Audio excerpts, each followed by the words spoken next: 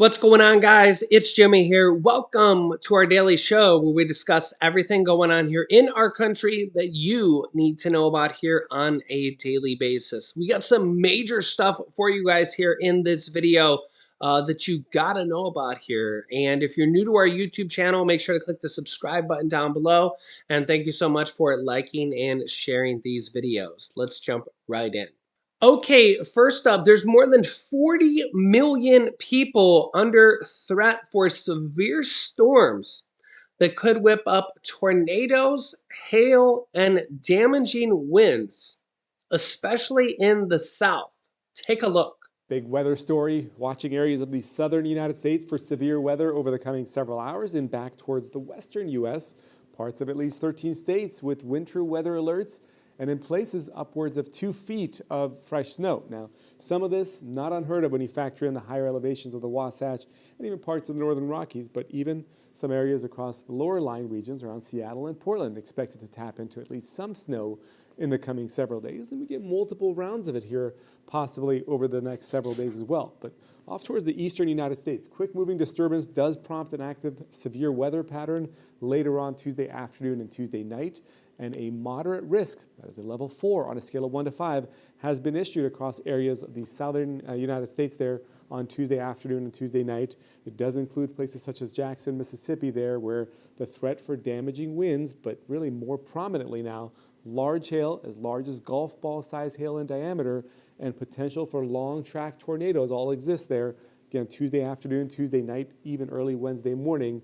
The threat here, an enhanced risk in place there as well for tornadoes, where the greatest probability in the hatched areas as high as 15% probability within 25 miles of a point there on Tuesday afternoon and Tuesday night. Anytime you look at severe weather elements, you see them come into the overnight hours, you know the concern is going to be certainly elevated as well when it comes to just the risk involved of getting these systems in the overnight hours. Also, large hail potential as much as 2 inches or more in diameter. Notice how potent this front here is. Temperatures that have been in the 70s in some of these areas drop off to the 40s in a span of just 24 hours. And Rail unions say, quote, "We don't want to strike.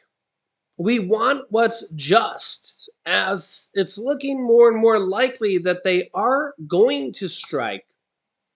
And President Biden says, quote, "There's no path forward," as Biden calls on Congress to avert a rail strike.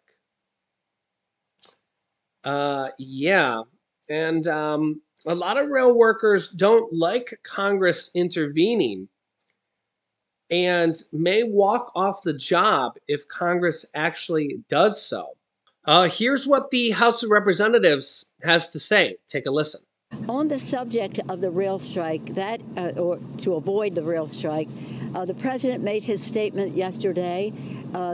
Tomorrow morning, he asked Congress to act.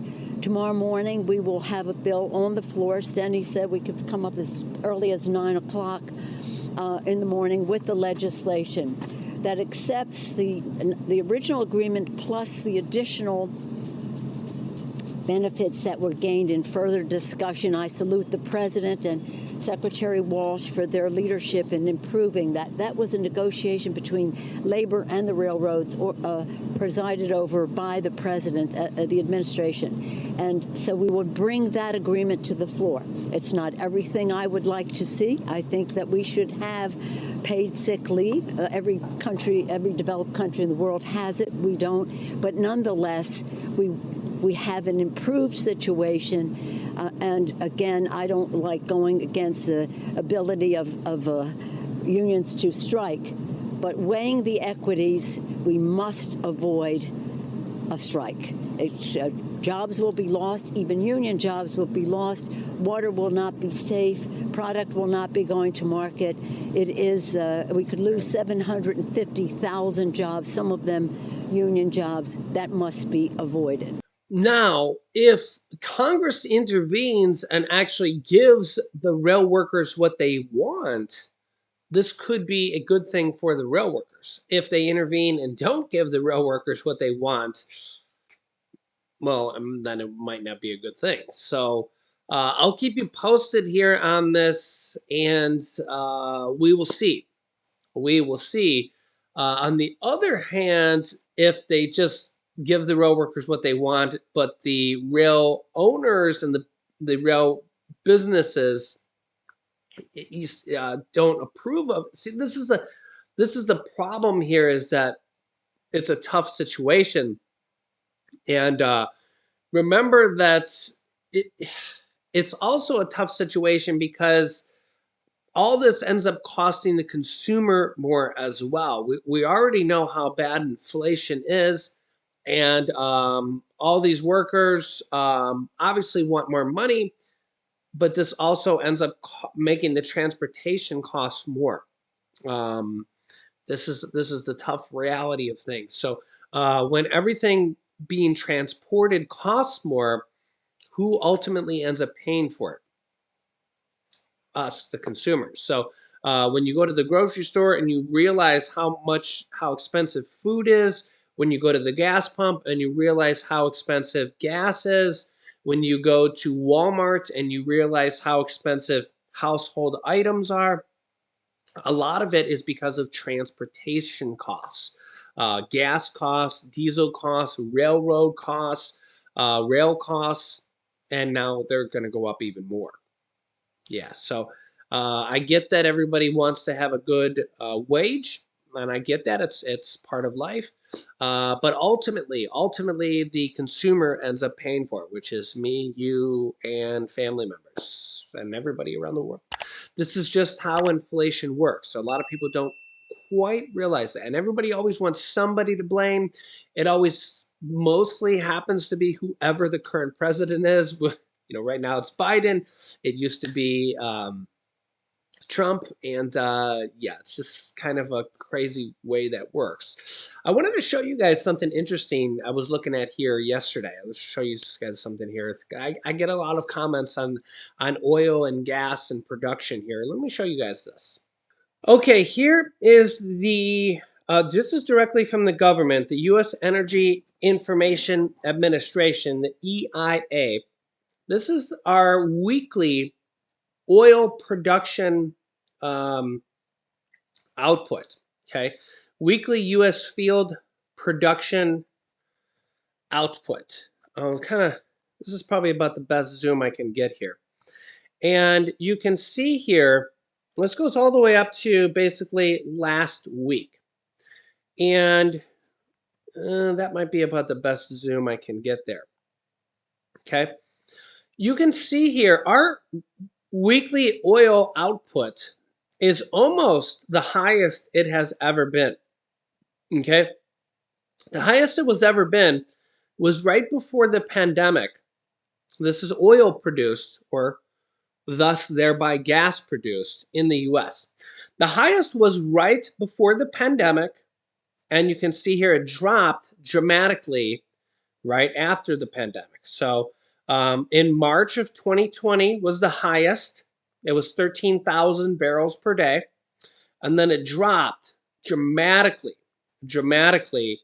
down to 10,000 barrels per day by September of 2020. So it dropped about 30% from 13,000 barrels per day to 10,000 barrels per day. And this was underneath former President Donald Trump in 2020. Because remember, Biden's inauguration day was January 20th, 2021. So Biden's inauguration day was January 20th, 2021 here. Okay, so you can see here, the day that Biden came into office was basically right around here at 11,000 barrels per day. And since then, we've actually gone up to 12,000 barrels per day. So this is what a lot of people don't realize. Everybody always focuses on that one pipeline, the Keystone XL pipeline, that he, quote, shut down, which was a pipeline that was never actually in operation. It was never operational. It was never completed. And remember, pipelines don't actually produce oil. They don't produce any oil. They just only would pipe oil. And that pipeline was never operational. This is actually the US field production of oil. This is how much the oil is actually produced in the US. And remember that Biden's inauguration day was January of 2021. So we'll go back here to January of 2021. There was 11,000 barrels per day when he came in, and now there's 12,000 barrels per day. So again, you can see what has happened since he came in office. Remember that the height was 13,000 barrels underneath Trump, but remember that it dropped 30% under Trump when the pandemic hit. So sometimes things just happen. Again, I don't think you can actually blame Trump for that. Again, I'm not from either side. I don't really think you can blame Trump for the pandemic. I mean, I don't know. You guys can let me know your thoughts on that. But that, again, a virus is just something that happens. But nonetheless, oil production went down 30% in 2020 underneath Trump, all the way down to 10,000 barrels a day, and kind of stayed there, or somewhere around that range, 10, 11,000 barrels a day.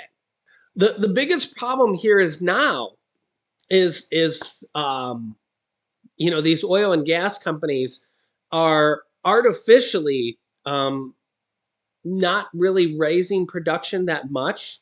I mean, we've seen it. You just seen the chart. It's going up very slowly, very slowly. But even though production's going up a little bit, and oil prices are actually going down, we just seen the headline here that U.S. oil prices hit the lowest levels in nearly a year. So oil prices are actually at their lowest price in a year. Gas down 6% in a month. We're just not really seeing gas prices and oil prices go down nearly as much as they should, because we're seeing this artificial diesel supply crunch. Gas companies just aren't producing enough diesel. They're just trying to do everything they can to keep prices high. We've seen, of course, the OPEC and OPEC Plus cut oil production by 2 million barrels a day to keep gas prices going up and oil prices going up around the world. Even despite this, oil prices at the lowest they have been in a year. Imagine how much lower they would be if they didn't cut production by 2 million barrels a day. Remember, 2 million barrels per day is almost 20% of the entire output of the entire United States. The entire United States does about 11 million barrels per day. So a 2 million barrel per day cut is a lot. That's a lot of cut. I mean, that's like almost 20% of the entire United States that they decided to cut. So the United States, to even ramp up 2 million more barrels would be an absolutely enormous amount to do that. And remember that we've been upping our production here little by little here since the pandemic ended here. I mean, remember, you can see here our output has been going up. If I can even zoom in here, that website's too slow. But you guys get the idea here. You guys get the idea here. And I get that Republicans want to hear what they want to hear and Democrats hear what they want to hear. But that's why I show you guys the truth. I mean, that's direct data from the government that's been tracked for decades. So, and that's data from Trump and data from Biden and data from the government, no matter whether you're a Republican or Democrat or no matter who you want to blame, whether you want to blame Saudi Arabia, Russia, the US, it doesn't matter who you want to blame or nobody. That's what the data is. So if you want to blame anybody, probably blame the gas and oil companies because they do anything they can to squeeze every dime and dollar out of you, which is really the saddest probably part about this. Remember, they're in business to make money out of you, not to help you. So let me know your thoughts here in the comments, and I'll continue to bring you guys the truth here and show you it directly on the screen. I get that a lot of people want to blame whoever, and I get it. I get it.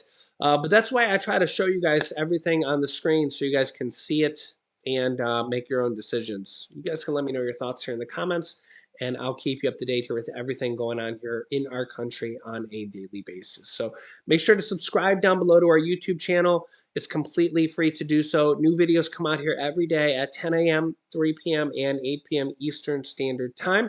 Thanks so much for liking and sharing these videos, and I'll keep you up to date here. You can click here to watch my newest video next, and you can click here to see my newest video on checks that are going out to millions of Americans that you might not even know about. So click on one of those videos next. Thanks for watching, guys, and I'll see you in the next video.